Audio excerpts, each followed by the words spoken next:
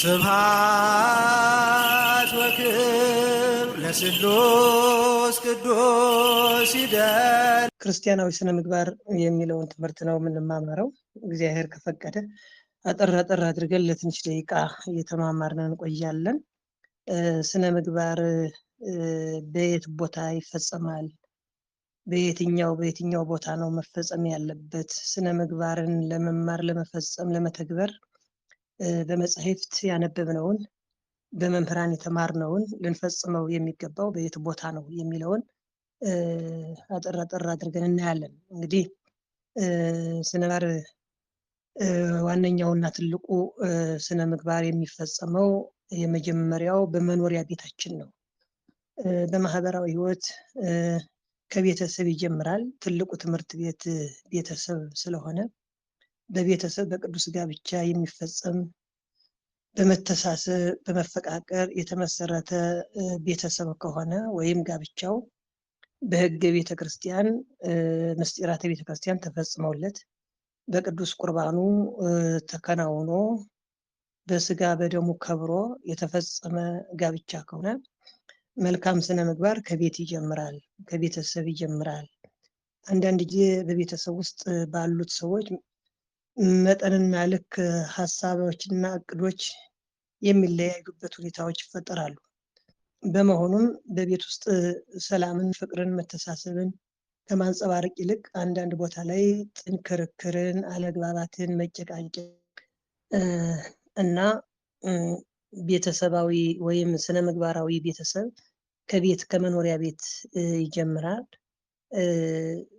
ቤተሰቡ ወይም ሁለቱ የቤቱ አባወራዎች እና እማወራዎች በስነ ምግባር የታነጹ ከጭቅጭቅ ይልቅ ፍቅርን፣ ከክርክር ይልቅ መተሳሰብን፣ ትህትናን፣ ፍቅርን የያዙ ከሆኑ መሰረታዊ ሕይወታቸው በመጽሐፍ ቅዱስ የታነጸ በሕግ ጋብቻ የጸና መጽሐፍ ቅዱሳዊን መሰረት ያደረገ ከሆነ ስነ ምግባር ክርስቲያናዊ ስነ ምግባር ከቤተሰብ አንዳንድ ሰዎች ከቤት ውጭ ያለው ሕይወታቸው አስተማሪ ነው፣ በቤት ውስጥ ግን በተቃራኒው ቁጣና አሳዛኝ ጠባይን ያሳያሉ። አባቶቻችን ለቤት ቀጋ ለውጭ አልጋ የሚሏቸው አይነት ከውጩ ማህበረሰብ ከውጭኛው ሕዝብ ጋር በጣም ሰላማዊ የሚመስሉ ስነ ምግባራቸው የተስተካከለ የሚመስል ነገር ግን በቤት ውስጥ ካሉ አካሎቻቸው ከሆኑ ከትዳር አጋሮቻቸው፣ ከልጆቻቸው፣ ከሚያስተዳድሯቸው ሰራተኞቻቸው ጋር ግን እጅግ በጣም የከፋና የተለየ ባህሪ ያላቸው ጸባይ ያላቸው ሰዎች አሉ። በዚህ አይነት የሆኑ ሰዎች የእግዚአብሔር ሕግ ያልገባቸው መጽሐፍ ቅዱስን መሰረት ያላደረገ ጋብቻ ወይም ደግሞ ከመጽሐፍ ቅዱስ ቤተ ክርስቲያን ስርዓት እጅግ የራቀ ሕይወት የሚኖሩ ሰዎች ማለት ናቸው። ምክንያቱ በሁለት ጸባይ ወይም በሁለት ባህሪያት መራመድ መጓዝ አይቻልም። አንድ ሰው ሊኖረው የሚችለው አንድ ባህሪ ነው ሊኖረው የሚገባው እና ይህንን የመሳሰሉ ጸባዮች ያሏቸው ባለትዳሮች ከጭቅጭቁ ስነ ምግባር ወይም ክርስቲያናዊ ስነ ምግባርን ከቤታቸው ሊመሰረቱት ይገባል ነው። የስነ ምግባር መጀመሪያው ትምህርት ቤት ቤተሰብ ውስጥ ነው።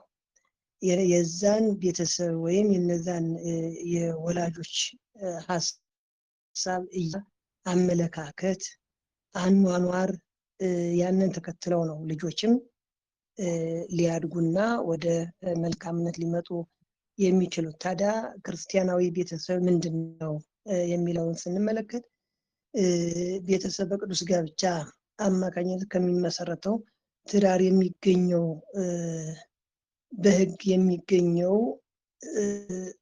ጾታዎች ወይም ከሁለቱ ባለትዳሮች ልጆች ይወለዳሉ። መካኖችም ቢሆኑ ደግሞ ሰራተኞች ይኖሯቸዋል፣ አብረዋቸው የሚኖሩ ሰዎች ይኖራሉ። ከነዛም ይሁን ከአብሮ ካለው ከጎረቤት ይሁን ከማንኛቸውም ሰው ጋር በአንድነት በሰላም ለመኖር የሚያስችል ስብዕና ካላቸው ስነ ምግባር ወይም ክርስቲያናዊ መልካምነት በዚህ ቤት ውስጥ በዚህ ትዳር ውስጥ ይመሰረታል ማለት ነው።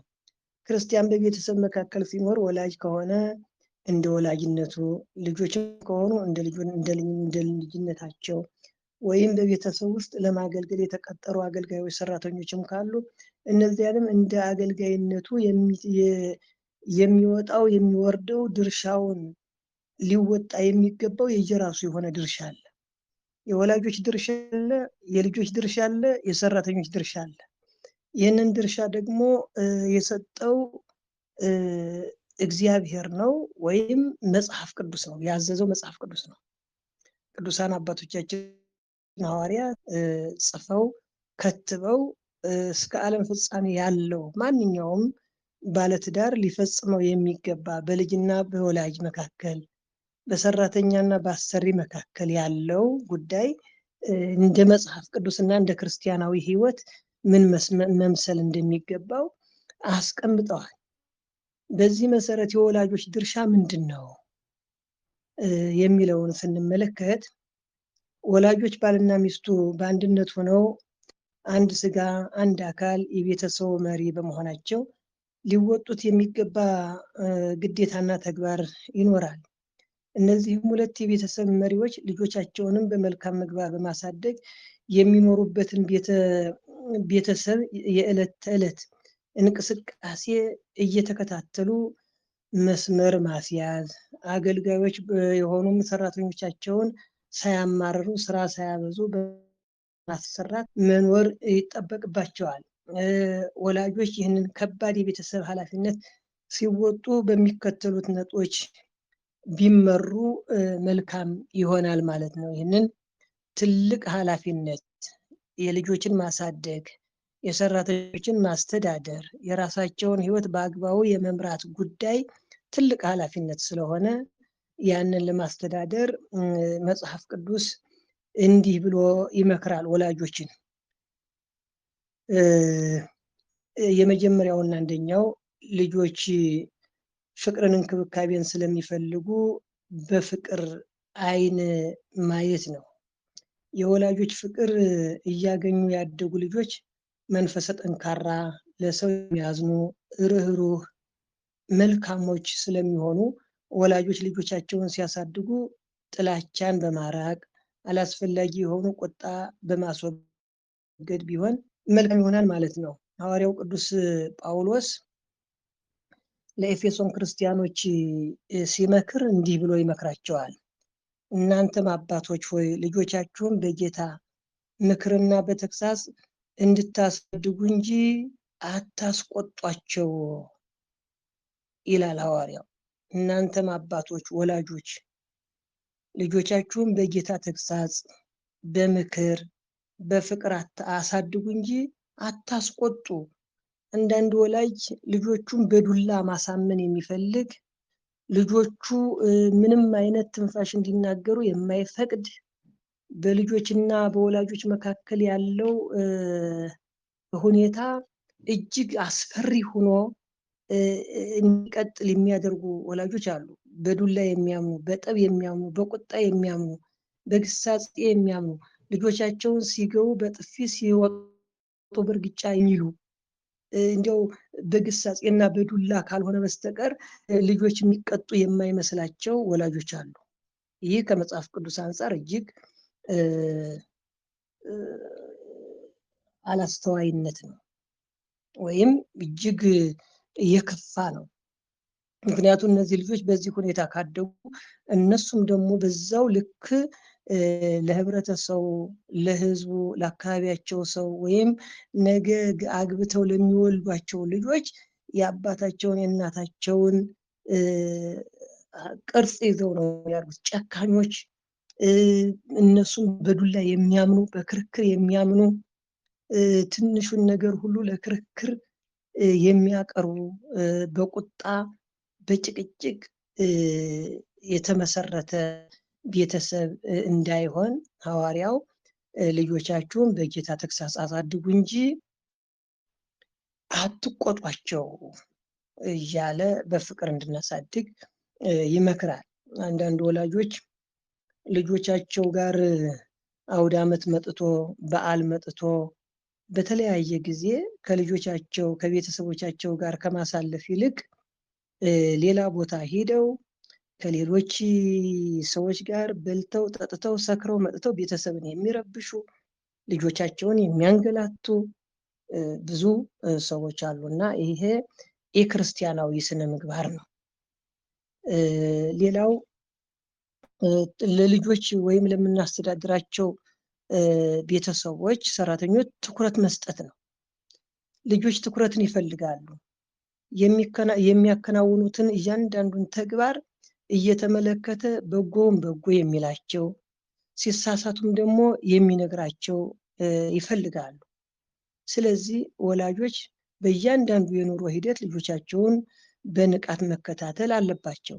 አንዳንድ ለልጆች ቦታ የማይሰጡ ልጁ ያጥፋም ያልማም የማይከታተሉ በጨዋታ ጊዜ በበዓል ቀን ልጆቻቸውን ለማናገር እንኳን ጊዜ የሌላቸው ቤተሰቡን በቸልተኝነት የሚመሩ እንዲያውም በአሁን በዚህ በያዝነው ዘመን አባት እዛ ጋ ሞባይሉን ይዞ ፌስቡክ ላይ ተጥዷል፣ እናትም እዛ ጋ በፌስቡኳን ይዛ ተጥዳለች። ልጆቻቸውን ምን ተማራችሁ፣ የተዋላችሁ፣ የታደራችሁ እንኳን ብለው ቼክ የማያደርጉበት ዘመን ላይ ደርሰናል። ልጆችም በራሳቸው አመለካከት ያድጋሉ። ስህተታቸውን የሚነግራቸው የለም። መልካምነታቸውን ደግሞ የሚያጎላላቸው፣ በመልካምነታቸው የሚያመሰግናቸው የለም። በዚህ ሁኔታ ዝም ብለው በራሳቸው ባሻቸው ያድጋሉ ማለት ነው። ስለዚህ ከወላጆች ሊወስዱት የሚገባውን መልካም ስነ ምግባር፣ መልካም እሴት፣ የትላንት ማንነት፣ የሀገር ፍቅር፣ የሃይማኖት ፍቅር እነዚህም ሁሉ ሳያገኟቸው ያድጋሉ ማለት ነው። ይሄ የክርስቲያናዊ ስነ ምግባር ነው። ልጆችን ለማናገር እንኳ ጊዜ የሌለው ቤተሰብ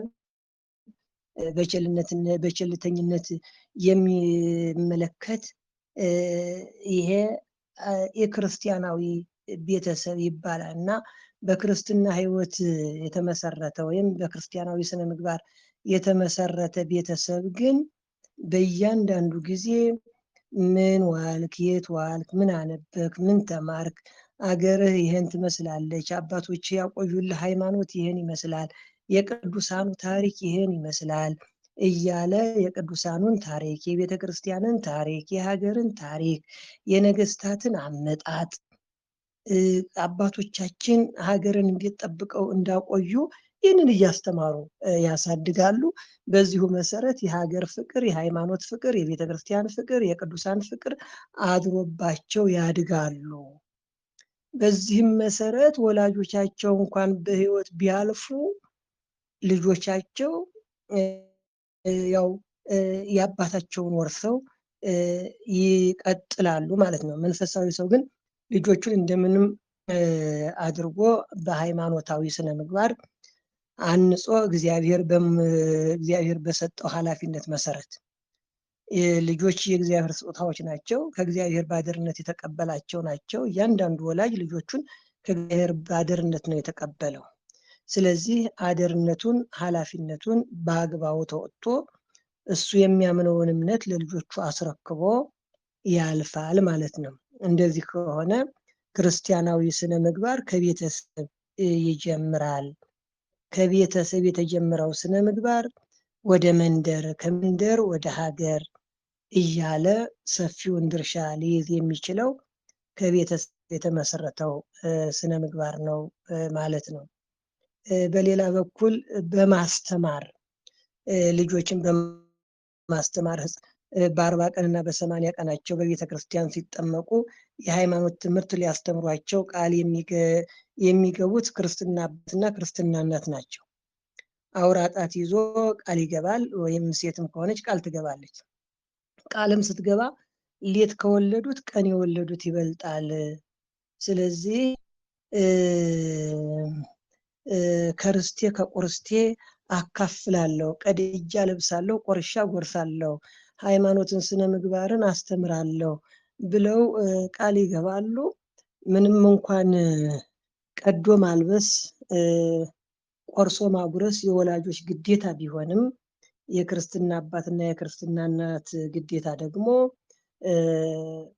ትምህርት እንዲማሩ ሃይማኖትን እንዲያውቁ ያደርጋሉ። ያም ባይሆን የወላጆች ግዴታ ነው። ወላጆች በዚህ ወቅት ምንም እንኳን እንደ ክርስትና አባና እንደ ክርስትና እናት ባይዙም ወላጆች ለልጆቻቸው የሃይማኖትን ትምህርት ሊያስተምሩ ቃል ይገባሉ። ምክንያቱም በ80 ቀን በ40 ቀን ልጆቹ የሚያውቁት ነገር ስለሌለ የወላጅ ኃላፊነት ነው። አስተምራለሁ፣ አሳድጋለሁ ብለው ከ40 ቀንና ከ80 ቀን ጀምሮ ስጋ ወደሙ እየተቀበሉ በቤተ ክርስቲያን እንዲያድጉ የዕጣኑ መዓዛ እየሸተታቸው እንዲያድጉ ያደርጋሉ። ራሳቸውን ሲያውቁ ራሳቸውን ሲችሉ ደግሞ በዛው ስነ ምግባር እንዲቀጥሉ ይመክራሉ፣ ያስተምራሉ፣ ይከታተላሉ ማለት ነው። ይህንን ታላቅ አደራ በቤተሰብ አንዳንድ ወላጆች ከልጅነት አንስቶ ዳዊት እያስደገሙ ነገረ ሃይማኖት እያስተማሩ የሚያሳድጉ አሉ። በዚህም ምክንያት ልጆቻቸው ሲያድጉ ለራሱ ለቤተሰቡ ለሀገርና ለሃይማኖቱ ለብዙ ነገር ጠቃሚ ሆኖ ያድጋል። ያ ህፃን ወይም እንደዛ ብለው ያድጋሉ ማለት ነው። ለዚህ እንደ አብነት እንዲያው ብናነሳ ንግስት እሌኒን ማንሳት ይቻላል።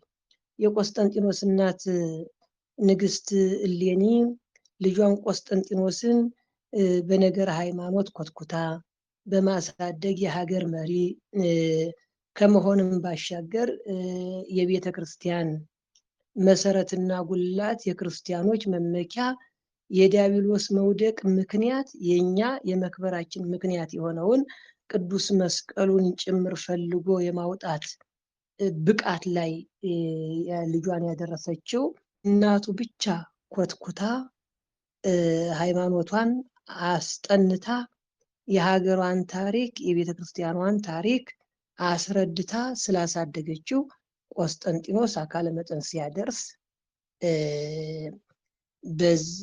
ከሱ በፊት በነበረው አላዊ ንጉስ አብያተ ክርስቲያናት ይታጸዋ አብያተ ጣዖታት ይትረሃዋ ብሎ ያወጀውን አዋጁን በአዋጅ ቀይሮ አብያተ ክርስቲያናት ይትረሃዋ ቤተ ክርስቲያኖች ይከፈቱ የጣዖት ቤቶች ይዘጉ ብሎ መስቀሉን ቆፍሮ እስከ ማውጣት እዛም አልፎ 318 ሊቃውንት ሰብስቦ ሃይማኖት አርዮስን አስወግዞ ሃይማኖትን አጽንቶ ዛሬ ላለነው ለኛ የሃይማኖት መሰረት እንዲጣል ያደረገ ታላቅ ንጉስ የሆነው እናቱ እሌኒ በሃይማኖት ኮትኩታ ስላደገቸው ነው።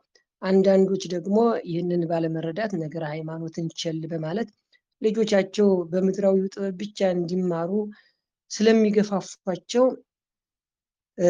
ተሳክቶላቸው በጥበብ ስጋዊ ቢገፉት እንኳን ጥበብ መንፈሳዊ ነገር ሃይማኖት ላይ ምንም የማያውቁ ይሆኑና በበጎ ምግባር መጽናት አቅቷቸው ለተለያዩ ሱስ የሚጋለጡበት ለሀገር ለወገን ብዙ መስራት ሲችሉ እንዳይሰሩ ሆነው እንዲያውም ሃይማኖታቸው አባቶቻቸው ያቆዩላቸውን ሃይማኖት ሲያኮሱ ሲያረክሱ ይታያል። ይሄ የልጆች ችግር ብቻ ሳይሆን የወላጆችም ኃላፊነታችንን ያለመውጣታችን ችግር ጭምር ነውና ወላጆች በቤተሰብ ውስጥ ክርስቲያናዊ ስነ ምግባርን ለመማርና ለማስተማር ትልቅ ኃላፊነት አለባቸው ማለት ነው። ሌላው በተግባር ማሳየት ነው። በተግባር ልጆች ከሚሰሙት ይልቅ በሚያዩት ይሸነፋሉ፣ በሚያዩት ነገር ያምናሉ። ከተነገራቸው ይልቅ የተመለከቱት በእነርሱ ሕሊና ትልቅ ቦታ አለው። ስለዚህ ወላጆች ብዙ በመናገር ብቻ ልጆቻቸውን ማስተማር አይችሉም። ለምሳሌ አንድ ወላጅ እሱ ሰክሮ እየተንጋገደ እየመጣ ልጁን አትስከር ቢለው ሊሆን አይችልም። እሱ ከሰው ጋር እየተጣላ ቂም እየያዘ ልጁን ቂም አትያዝ ቢለው ሊሆን አይችልም። እሱ ሚስቱን እየደበደበ ሚስትህን አትምታ ብሎ ልጁን ቢመክረው ሊሆን አይችልም። እሱ ወላጆቹን ሳያከብር እሱ ከሱ በላይ ያሉትን ታላላቆች ሳያከብር ልጁን አክብረኝ ቢለው ሊሆን አይችልም። የተግባር ትምህርት ልጆች ወሳኝና ግዴታ ነው። ለምሳሌ እንዲያው ልጆች እንኳን አይደለም ተወልደው በምድር ላይ አይን በአይን እያዩ አይደለም እና መጽሐፍ እንደሚናገረው ልጆች በማህፀን እያሉ የእናታቸውን የአባታቸውን ድምፅ ይሰማሉ ነው የሚለው መጽሐፍ። በማህፀን እያሉ ይሄ ማስረጃው እንግዲህ ቅዱስ ዮሐንስ ነው። ቅዱስ ዮሐንስ በማህፀን የ6 ወር ጽንስ ሆኖ እናቱ ቅድስት ኤልሳቤጥ ድንግል ማርያምን ስትመሰግናት ሰምቷል። የእናቱን ምስጋና ያዳመጠው ቅዱስ ዮሐንስ እሱ ደግሞ በማህፀን ውስጥ ሆኖ ዘሏል። ስለዚህ ተወልደው ከኛ ጋር በተግባር የሚያዩን አይደለም ገና በጽንስ ያሉትም ጭምር ጥሩ ስነ ምግባር ይዘው እንዲወለዱ ወላጆች ግዴታ የተግባር ትምህርት ማሳየት መቻል አለባቸው። አንድ ወላጅ እሱ ጣት የሚቅም ከሆነ ከሱ የተወለደው ልጅ የባህር ዛፍ ቅጠል ቢቅም ቢበላ ምንም አያስደንቅም። ምክንያቱ ቅጠል መብላት ያስተማረው አባቱ ነው። አባቱ ሰክሮ የሚመጣ ከሆነ ልጁ ራቁቱን ቢሄድ ምንም አያስደንቅም። መስከርን ያስተማረው አባቱ ነው። ስለዚህ ከእንደዚህ አይነት አጸያፊ ነገሮች ወላጆች ራሳቸውን ቆጥበው ለራሳቸው ጤንነት ለራሳቸው ሕይወት ብቻ ሳይሆን ከእግዚአብሔር ባደርነት ለተቀበሏቸው ልጆችም ጭምር ሲሉ ወላጆች በቤተሰብ ውስጥ ራሳቸውን የጠበቁ በፍቅር የሚመላለሱ ክርስቲያናዊ ስነ ምግባራቸው የተስተካከለ መሆን አለበት። ልጆች ያንን ሲያዩ ነው የአባታቸውን እንግዲህ መቼም ልጅ የአባቱን ነው የሚወርስ ከሌላ ከየትም አያመጣም። መጽሐፍ ካስተማረው መምህር ከነገረው ይልቅ አባቱ የሚያደርገው ለአንድ ሕፃን ልጅ መሰረታ። ስለዚህ ክርስቲያናዊ ስነ ምግባር የሚጀመረው ከቤት ውስጥ ነው ማለት ነው። ይህንን ትልቅ ኃላፊነት የወላጆች ኃላፊነት አለ ለልጆች ማለት ነው። አንዳንድ ወላጆች ልጆቻቸው እንዳያመሹ እያስጠነቀቁ እነርሱ ግን አምሽተው በ6 ሰዓት እና በ5 ሰዓት ተኩል እየተንገዳገዱ የሚመጡ ሰክረው ከመጡ በኋላ ደግሞ ቤት ቁጭ ያለውን ልጅ የት ነበርክ የት ዋልክ ብለው እንደገና ሊቆጡ ሊደባደቡ የሚሞክሩ ቤተሰቦች አሉ እና እንደዚህ አይነቱ ቤተሰብ ለራሱም ለሀገርም የሚጠቅም ስለማይሆን ወላጆች ለልጆቻቸው ሲሉ ለሀገርም ለወገንም በስነ ምግባር የታነጹ መሆን አለባቸው። በተለይ ወላጆች እናትና አባቶች ለልጆቻቸው ለትም እንዲሁ ነው። አባት ወይም እናት አስቀድሱ ብለው ቤተሰቡን ለማዘዝ እነርሱ በሰንበት ቤት ውስጥ ተኝተው አንተ ለምንድን ነው ያላስቀደስከው? አንተ ለምንድን ነው ሄደህ የማትቆርበው ቢሉ ሊሆን አይችልም። እነሱ ሌሊት ተነስተው ሲሄዱ ነው ልጆችም ተከትለው የሚያስቀድሱት የሚያስወድሱት ቤተሰቦቻቸውን እየተመለከቱ ነው እና ጸልዩ፣ ጾሙ፣ ስገዱ ለማለት ወላጆች በተግባር ጾመው ጸልየው ሰግደው ቆርበው ለልጆቻቸው ማሳየት ይጠበቅባቸዋል። አበብዙሃን የተባለው አብርሃም መስዋዕት እያቀረበ እግዚአብሔርን ሲያመልክ ራሱን እንኳን ለመስዋዕት እስኪያዘጋጅ ድረስ ለፈጣሪው የሚታዘዝ በአመለካከቱ መልካም የሆነ ይስሐቅ የተባለውን ልጁን ሊወልድ የቻለው እኔን መስዋዕት አድርገህ ሰዋኝ በእግዚአብሔር ፊት እኔ መስዋዕት ልሆንልህ የሚል ልጅ ሊወልድ የቻለው አብርሃም መስዋዕቱን ሲያቀርብ ለእግዚአብሔር ሲታዘዝ ለእግዚአብሔር ሲገዛ ልጁ እያየ በማደጉ ምክንያት ነው። በዘመኑ ሁሉ ፈጣሪውን እያከበረ ኑሯል። ይስሐቅም ስለ እግዚአብሔር ወይም ከአባቱ ያየውን መልካም ነገር ገልጿል። በአባቱ ፊት ነው የገለጸው። ያዕቆብም እንደ አባቱ እግዚአብሔርን አክብሮ ለእርሱ ተገዝቶ ኑሯል። ያዕቆብ ደግሞ ከአባቱ ከይስሐቅ ያየውን ደግሞ ቀጥሏል። ስለዚህ ስነ ምግባር መወራረስ ነው። አባቶች አብርሃምና ይስሐቅ በፊት የሄዱለትን እርሱን እግዚአብሔርን ከታናሽነቴ ጀምሮ እስከ ዛሬ ድረስ እኔን የመገበኝ እግዚአብሔር ከክፉ ነገር ሁሉ ያዳነኝ እርሱ እነዚህን ብላቴኖች ይባርክ ብሎ ኦሪት ዘፍጥረት ምዕራፍ 48:15 ላይ አባቶች አብርሃምና ይስሐቅ በፊቱ የሄዱለት እርሱ እግዚአብሔር ከታናሽነቴ ጀምሮ እስከዛሬ ድረስ እኔን የመገበኝ እያለ ያዕቆብ ከአባቱ ከአያቱ የወረሰውን ሃይማኖት ሲያመሰግን የነበረው ማለት ነው። አያቱ አብርሃም አባቱ ይስሐቅ ለእግዚአብሔር እንዴት ይገዙ እንደነበረ ስላየ ስለተመለከተ ማለት ነው። ስለዚህ ይህን ማለት የወላጆች መልካምነት ለልጆች መልካምነት ወደር የሌለው ወሳኝ ነገር ነው ማለት ነው። በዚህ ቃል ያዕቆብ ሁለቱ አባቶቹ አብርሃምና ይስሐቅ በእግዚአብሔር ፊት እንደሄዱ ሕጉንም ትእዛዙንም አክብረው እንዳለፉ መስክሯል ማለት ነው። በዘመናችንም እንደ አብርሃም ሕግ አክብሩ፣ እግዚአብሔርን ፈርቶ ፍሩ የሚል ወላጅ ለልጆች አርአያ ሊሆን ስለሚችል ወላጆች የሚናገሩትን በስራ እየተረጎሙ መንፈሳዊነትን በተግባር እያሳዩ ቤተሰባቸውን መምራት ይጠበቅባቸዋል። ይሄ ከሆነ መልካም ትውልድ ማፍራት ይቻላል። በልጆችና በወላጆች መካከል ያለውን እስከዚህ ድረስ ካየን በባልና በሚስት መካከል ያለውስ ምን መሆን አለበት? ባልና ሚስቱስ እንዴት ነው ሊኖሩ የሚገባቸው የሚለውን ደግሞ ባል ለሚስት ምን ማድረግ አለበት?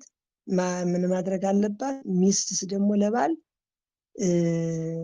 ምን ማድረግ አለባት? ባልስ ለሚስት ምን ማድረግ አለበት የሚለውን ደግሞ እነዚህን ተመልክተን ትምህርታችንን እንቋጫለን ማለት ነው።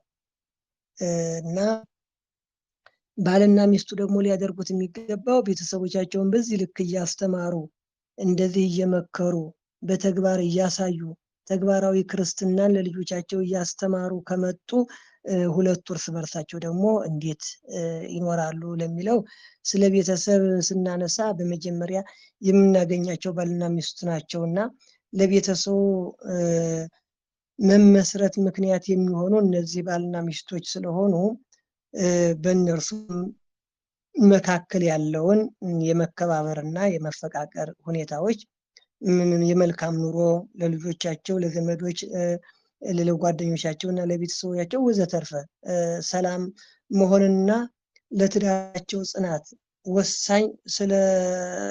ወሳኝ የሆኑ ነገሮችን ከመጽሐፍ ቅዱስ ስንመለከት እንግዲህ ባል ለሚስቱ ዘውዷ ነው።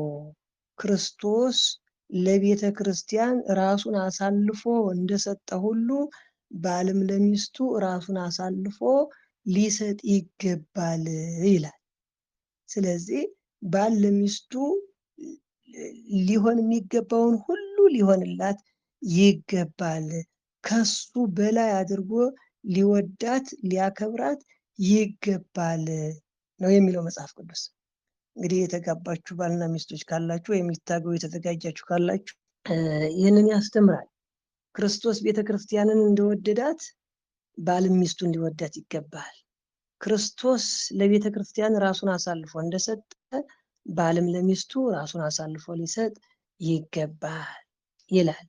ሚስትም ደግሞ ሚስቶች ሆይ ለጌታ እንደምትታዘዙ ለባሎቻችሁ ተገዙ።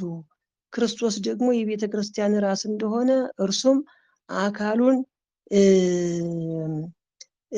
የሚያድን እንደሆነ ባል የሚስቱ ራስ ነውና ባል የሚስት የበላይ ነውና ሚስቶች ለባሎቻችሁ በጌታ ታዘዙ። ለክርስቶስ እንደምትታዘዙ ሆናችሁ ክርስቶስን እንደምትወዱት ሆናችሁ ለባሎቻችሁ ታዘዙ። እናታችሁ ሳራ አባታችሁ አብርሃምን ጌታዬ ትለው ነበረ፣ እናንተም የሳራ ልጆች ናችሁና እንደ አያታችሁ ወይም እንደ እናታችሁ እንደ ሳራ ባሎቻችሁን ጌታዬ ብላችሁ ታዘዙ እያለ ሐዋርያው ቅዱስ ጳውሎስ ይናገራል። ሐዋርያው ቅዱስ ጴጥሮስም ደግሞ በቀድሞ ዘመን በእግዚአብሔር ተስፋ ያደረጉት ቅዱሳት ሴቶች ደግሞ ለባሎቻቸው ሲገዙ ተሸልመዋል። ለባሎቻቸው ሲታዘዙ ተሸልመዋል። እንዲሁም ሳራ ለአብርሃም ጌታዬ ብላ እየጠራችው ትታዘዘው ነበረ። ሚስቶች ለባሎቻቸው መታዘዝ እንደሚገባቸው፣ ባሎች ሚስቶቻቸውን ከራሳቸው በላይ አድርገው ሊወዷቸው እንደሚገባ ይናገራል። አንዳንድ ጊዜ ዛሬ በባልና በሚስት መካከል ያለው ልዩነት ሰፍቶ ማታ ውሎ ሲገባ መጣብኝ እንግዲህ ጀመረው የሚያስብሉ ባሎች አሉ። ሚስቶችም በዚሁ ልክ አንድ ተረት ልንገራችሁና አንዲት ሴት እንዲያው ሴትነቷ እንዲያ ያለ ነውና ብዙም ያህል የሴትነቱ ሙያ ብዙም አይደለምና ባሏ ከበረሃ ሲመጣ ገበሬ ነው። እህሉ ተደፍቶ ዶሮ እየበጨረው በየቦታው ተልከስክሶ እንደዚህ ሆኖ ያያል እና ይቆጣል፣ ይበሳጫል። ለምንድን ነው እንዲህ የምታደርጊው? አንቺ ለምንድን ነው እንዲህ የምትሆኚው? ይላል። እሷ ደግሞ የራሷን ጥፋት ሸፍና እንግዲህ ጀመረው፣ እንግዲህ መጣ፣ እንግዲህ ሊጨቃጨቅ ጀመረ ትላለች። ነገር ግን ባልን የሚያበሳጨው የሴትዮዋ የመዝረክረክ ጉዳይ ነው። ሴቶች አንዳንድ ጊዜ ዘርክራካ ሲሆኑ ራሳቸውን የማይጠብቁ ቤታቸውን የማይጠብቁ እንደዚህ ዝም ብሎ እንትን ሲሆኑ ከባድ ነው። እንዲያው እንደዚህ አይነት ሴቶች ዝም ብለው ባል የትም ያምጣ የትም ይበል ምንም ያድርግ ለነሱ ምንም ደንታቸው ያልሆነ ብቻ ሆዳቸው የሙላ ጓዳዋ ይጉደል እንጂ ባሌ እንደዚህ ተቸግሮ ነው የሚያመጣው፣ ባሌ ይንገላታል፣ ይደክማል ብለው የማያስቡ ሆዳቸው ከሞላ ምንም ይሄ ሰው እንዴት አድርጎ ነው የሚያመጣው፣ ምን ያህል ተጨንቆ ነው የሚያመጣው ብለው ለባሎቻቸው ቦታ የማይሰጡ ሴቶች ብዙዎች አሉና እንደዚህ ትዝረከረካለች። ስትዝረከረክ ደግሞ ባል ደግሞ እንዴት እንደሚያመጣ እንዴት ደክሞ እንደሚመጣ ያ ገንዘብ በምን አይነት መስዋዕትነት እንደሚመጣ ስለሚያውቅ ለሚበላሸው ነገር ይበሳጫል፣ ይቆጣል። እና እሷ ደግሞ ያንን ቁጣውን ደግሞ ለቤተሰብ ታሰማለች፣ ለጎረቤት ታሰማለች። አሁን ምን ብሎ ዘፈነ ሰርግ ላይ ቆሞ አንቺ የኔን አመል ማወቅ አቅቶሽ ያሰካራም መጣ ታሰኝኛለሽ አላት። ጸባዩን ብታውቅ ባሏ የሚቆጣበትን ምክንያት ብታውቅ ብትረዳ፣ አይ ይህን ነገር ሳደርግ ባሌ ይቆጣል፣ ይህን ነገር በማድረጌ ባለቤቴ ይበሳጫል፣ እሱንስ ለምን አበሳጫለሁ፣ ቤቴንስ ለምን አዝረከርካለሁ ብላ ግን ያንን ባለመሰብሰቧና ያንን ባለማድረጓ እሱንም ሰካራም እያስባለች ቤቷንም እየጎዳች ኖረች ይባላል። እና እንደዚህ አይነት ሴቶች ሊሆኑ አይገባም ዛሬ ላይ ያሉ ሴቶች። ይሄ የስነ ምግባር ብልሹነት ነው ማለት ነው። ስለዚህ ረዳት እንፍጠርለት ብሎ እግዚአብሔር በዘፍጥረት 2:18 ሔዋንን ሴት አድርጎ ለአዳም የፈጠረለት እንዲረዳዱ፣ እንዲደማመጡ፣ እንዲተጋገዙ፣ በስራው ሁሉ እንድታግዘው ከጎኑ ሆና ሲበርደው አሙቃ ሲሞቀው አቀዝቅዛ ሲርበው አጉርሳ ሲበርደው አልብሳ እንድታግዘው ነው እንጂ ቁጭ ብላ ዝም ብላ የእሱን ኪስ ብቻ እየተመለከተች እንድትኖር አይደለም ሴት የተፈጠረችውና መልካም ትዳር፣ መልካም ስነ ምግባር፣ መልካም ክርስቲያናዊ ሕይወት የሚያስብሉት እነዚህም ጭምር ተደምረው ነው። አንዳንድ ሚስቶች ባሎቻቸው ወጥተው ወርደው ያመጡትን ከተቀበሉ በኋላ በአግባቡ መያዝ ሲገባቸው በሆነውም ባልሆነውም አዝረክርከው እንደገና ከባሎቻቸው ጋር ጭቅጭቅና ጠብ የሚፈጥሩ ሴቶች አሉ። አንዳንዶችም ባሎች ደግሞ በውጪ ሲበሉ ሲጠጡ ከጓደኛ ጋር ሲሰክሩ ሲቅሙ ወጪ አወጡ የማይመስላቸው ሚስቶች ግን ለዚህ እንዲያው ይሄ ጎደለ፣ ይሄን ቤት ልሙላ፣ ይሄንን ልግዛ ብላ ስትጠይቅ ግን ለሚስቶቻቸው እጃቸው የተጨበጠ ለሌላው ግን የተዘረጋ ባሎችም ደግሞ ለሚስቶቻቸው ተጠይቀው ሳይሆን ይቸግራታል፣ ያስፈልጋታል፣ የምታውለው ለቤት ነው፣ የምታደርገው ለኔ ነው፣ የምታቀርበው ለኔ ነው ብለው አስበው ያላቸውን ሊሰጡ ግዴታቸው ነው። ማስተዳደር ኃላፊነት አለባቸው። እንዳይርባት እንዳይጠማት ብቻ ሳይሆን በሰዎችም ዘንድ አምራ አጊጣ ተውባ እንድትታይ ሚስቶቻቸውን ማስዋብ መንከባከብ የባሎች ግዴታ ነው እና ሚስት ከባሏ ጋር ስትኖር በእያንዳንዱ የኑሮ ሂደታቸው በግል ጽናት፣ በግል ጉዳይ መነጋገር፣ መጨዋወት፣ መተሳሰብና መተጋገዝ ልጆቻቸውን ደግሞ በዚህ ስነ ምግባር እንዲያድጉ ከነሱ ያለውን መልካም ስነ ምግባር ለልጆቻቸው ማውረስ የባልና የሚስቱ ግዴታ ነው። የክርስቶስ ሙሽራ ለሆነች ቤተክርስቲያን ምሳሌ የሆነች ሴት ክብርት ፍጥረት መሆኗን ባል ተገንዝቦ ሊንከባከባት ይገባል። የክርስቶስ ምሳሌ የሆኑ የተሰጣትን ባሏን ደግሞ ሚስት ልትንከባከበው እና ልታከብረው ልትጠብቀው ይገባል ማለት ነው። እንግዲህ ለዛሬ ይህን ያህል ከተማማርን ቀጣዩን ደግሞ ባልና ሚስቱ በክርስቶስ እና በቤተ ክርስቲያን የተመሰሉት በምን አይነት ነው የሚለውን እናያለን።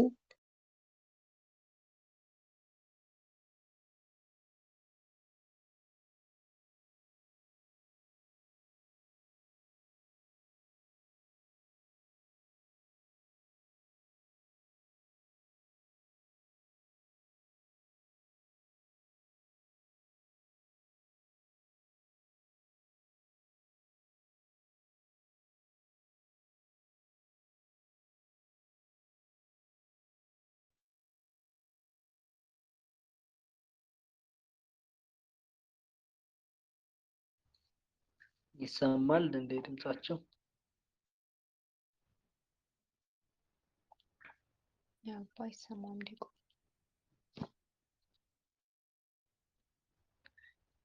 ቅድስት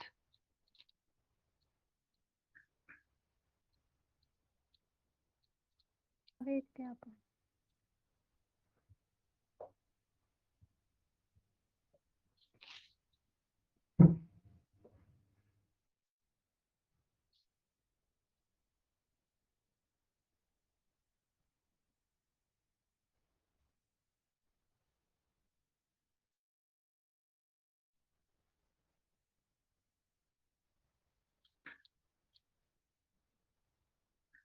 በእርግጥ ትምህርቱን ጨርሰዋል፣ ግን እያገባደዱ እያለ ይመስለኛል የሄደባቸው።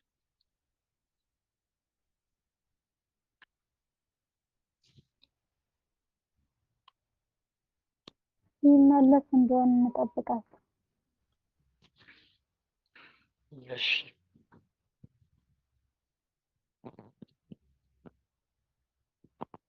አባታችን ይሰማል?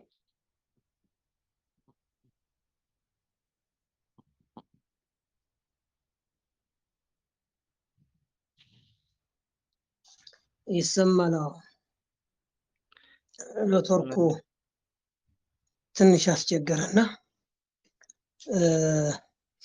እና መልካም የሆነ ትዳር እንዲኖር፣ መልካም የሆኑ ልጆች እንዲወለዱ፣ ትዳራችን በመልካም ስነ ምግባር የታነጸ ሆኖ እንዲቀጥል፣ እግዚአብሔር በትዳራችን መካከል ተገኝቶ ትዳሩን እንዲባርክ፣ ትዳሩን ብቻ ሳይሆን በትዳሩ ውስጥ የሚገኙትን ፍሬዎች ልጆቻችን እንዲባርካቸው፣ ያ ትዳር እንዴት መቀደስ አለበት የሚለውን ደግሞ ከስርዓተ ቤተክርስቲያን አንጻር እናየዋለን። በስጋው ደግሞ በስርዓተ ተክሊል በሕገ ቤተ ክርስቲያን የተመሰረተ ጋብቻ ስጋው ደግሞ እየተቀበሉ እንዴት ነው ሊቀጥሉ የሚችሉት ተጋቢዎች የሚለውን ያንን ደግሞ በቀጣይ የምናይ ይሆናል። ያስተማረን የመከረን የገሰጸን ቅዱስ አምላካችን እግዚአብሔር ስሙ ለዘላለም የተመሰገነ ይሁን።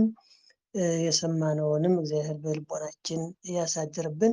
እኛ ያጎደልነውን ሞልቶ ያጠመምነውን አቅንቶ በልቦናችንን ጽፎ መልካም ፍሬ አፍርተን የንስሐ ፍሬ አፍርተን ስጋውን በልተን ደሙን ጠጥተን የመንግስቱ ወራሽ የስሙ ቀዳሽ እንድንሆን አምላካችን እግዚአብሔር ይርዳን። ዘመናችን የበረከት ዘመን እንዲያደርግልን ቅዱስ ፈቃዱ ይሆንልን። መስዋዕት ለእግዚአብሔር። ቃልዎትን ያሰማል አባታችን፣ እግዚአብሔር ያክብርልን። ለእርሶም ሙሉ ጤንነትን ከእድሜ ጋር እግዚአብሔር ይጨምር። እኛም በተማርነው ደግሞ ፍሬ እንድናፈራ እግዚአብሔር ይርዳን። በዚህ በጸሎት ቢፈጽሙ። መልካም። ምናልባት አንዳንድ ጥያቄዎች ካሉ በዚሁ ዙሪያ ሌሎችም ካሉ ሰዓት ሌላ ፕሮግራም ከሌላችሁ ሰዓት ደህና ይመስለኛል። ብዙም አልመሸም። ጥያቄ እንኳ በውስጥ አልተላከልኝም።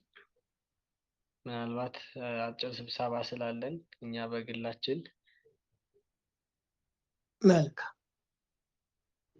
መልካም። እኔን ያሳትፋል? የእናንተ ብቻ ነው? የኛ ብቻ ነው። እሺ እሺ። ሁላችሁም ህሊናችሁን ለጸሎት ሰብሰብ አድርጉ። በያላችሁበት ከእግዚአብሔር ጋር ሆኖ አቤቱ ቅዱስ አምላካችን እግዚአብሔር የሰውነታችን መክፋት የኃጢአታችን መብዛት ሳትመለከት እንደ ምሕረትና እንደ ቸርነት የጠበቅከን ይህን ቀን እንድናይ እየፈቀድክልን ገበናችንና ኃጢአታችን ሁሉ የሸፈንክልን አምላካችን እግዚአብሔር ክብር ምስጋና ላንተ ይገባሃል። ቀሪውን ጊዜያችንን የበረከት አድርገህ እንድትሰጠን እንለምንሃለን። አምላካችን እግዚአብሔር ሆይ ለሀገራችን ለሕዝባችን ሰላም ፍቅር እንድታድልልን በሀገር ውስጥና በሀገር ውጭ በቅርብ በሩቅ ያሉትን ልጆቻችን በያሉበት በምህረት እንድትጠብቅልን ሕያውና ገናና የሆነውን ስምህን እንዲህ ብለን እናመሰግናለን። አባታችን ሆይ በሰማያት የምትኖር ስምህ ይቀደስ፣ መንግስትህ ትምጣ፣ ፈቃድህ በሰማያት እንደሆነች እንዲሁ በምድር ላይ ትሁን። የዕለት እንጀራችንን ለዛሬ ስጠን፣ በደላችንን ይቅር በለን እኛ የበደሉንን ሰዎች ይቅር እንድንል፣ አቤቱ ወደ ፈተና አታግባን ከክፉ ሁሉ አድነን እንጂ መንግስት ያንተ ናትና፣ ኃይል፣ ክብር፣ ምስጋና ለዘላለሙ። እመቤታችን ቅድስት ድንግል ማርያም ሆይ በመልአኩ በቅዱስ ገብርኤል የሰላምታ ቃል ሰላም እንልሻለን። በሀሳብሽ ድንግል ነሽ፣ በስጋሽም ድንግል ነሽ። የአሸናፊ እግዚአብሔር እናት ሆይ ሰላምታ ላንቺ ይገባሽ። ከሴቶች ሁሉ ተለይተሽ አንቺ የተባረክሽ ነሽ፣ የማኅፀንሽ ፍሬ ቡሩክ ነው። ጸጋን የተመላሽ ድንግል ሆይ ደስ ይበልሽ፣ ልዑል እግዚአብሔር ከአንቺ ጋር ነውና ከተወደደው ልጅሽ ከጌታችን ከመድኃኒታችን ከኢየሱስ ክርስቶስ ዘንድ ይቅርታንና ምሕረትን ለምኝልን ኃጢአታችንን ይቅር ይለን ዘንድ ለዘላለሙ። አቤቱ ጌታዬ አምላኬ ኢየሱስ ክርስቶስ የኔንም ኃጢአት የወገኖችን ሁሉ ኃጢአት ይቅር በል። እያወቅን በድፍረት ሳናውቅ በስህተት የተሰራውን ማይሰራ ኃጢአት እግዚአብሔር ይፍታ። ሰላም እግዚአብሔር ከእናንተ ጋር ይሁን። በሰላም ደሩ። አሜን። አባታችን እግዚአብሔር ያክብርልን። በሰላም ይደሩ። እሺ፣ ሁላችሁም በድጋሚ እንደምን አመሻችሁ። ቅድም መግቢያ ላይ እንደተናገርኩት አንድ ሁለት መልእክቶች ስላሉ እንድታደምጡ ይሁን። የመጀመሪያው ምናልባት ትናንትናም የተናገርን ስለነበር ያው ድጋሚ ይችላል፣ ግን ያው መናገር ስላለብን ነው። አዲስ የተለቀቀ መዝሙር አለና እባካችሁ ገብታችሁ በደንብ ሼር አድርጉ። ያው ከስራ አስቀምጬላችኋለሁ። በደንብ አልታየም፣ 300 ምናምን ሰው ነው ያየው። ይሄ ደግሞ በጣም ዝቅተኛ ነው እና ብዙ ለፍተው ስለሆነ ዝማሬ የሚያወጡት እባካችሁ በደንብ ሼር አድርጉ፣ በደንብ ሼር አድርጉ። ያው ከስር አስቀምጫለሁ። ሁላችሁም እስኪ እንደራሳችሁ ወንድም ቁጠሩና ወንድማችን እናበርታው።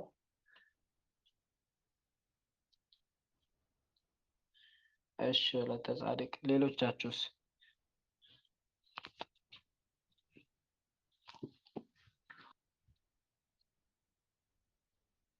እሺ ወይኩን ፈቃድከ። እሺ መብርሃን የልቤ ብርሃን። እሺ ህይወት ገኒ የአብ እግዚአብሔር ያክብራችሁ። ወለተ ወልድ ወለተ ሐና ፌቨን እግዚአብሔር እረኛዬ ነው። እግዚአብሔር ያክብራችሁ። እሺ እንደታዘዛችሁ ግን ሁላችሁም ደግሞ በደንብ ሼር አድርጉለት። አሁን ጀምሩና ሼር አድርጉ። እሺ ነው ሰናይ ያው ከስር ድጋሚ ያስቀምጨዋለሁ።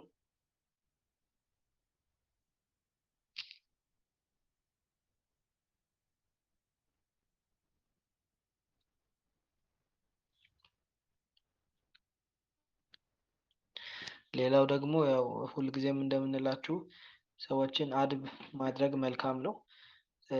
አድ ከማድረግ ባለፈ ግን አንድም ሰው ይሁን ሁለትም ሰው ወደዚህ ይዛችሁ መጥታችሁ ትምህርት እንዲማሩ አድርጉ። አንድ ሰውም ይሁን ሁለትም ሰው በውስጥ አውሩና እስኪ ከቻችሁ ይዛችሁ ነው ማታ ማታ ማለት ነው ስታውሩ በውስጥ አውደ ወንጌል ላይ መንፈሳዊ ትምህርት እንድንማር እያላችሁ እስኪ ይዛችሁ ነው ሰዎችን።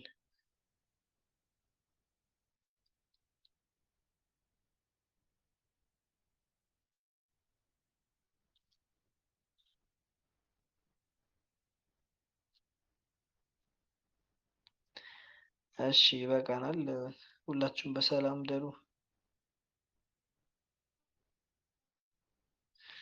እሺ ህይወት ወለታና እግዚአብሔር ያክብርልን። እያሳየችን ነው እንግዲህ ሼር ያደረገችው በዋትሳፕም በኢሞም በሌላም በደንብ ሼር አድርጉለት።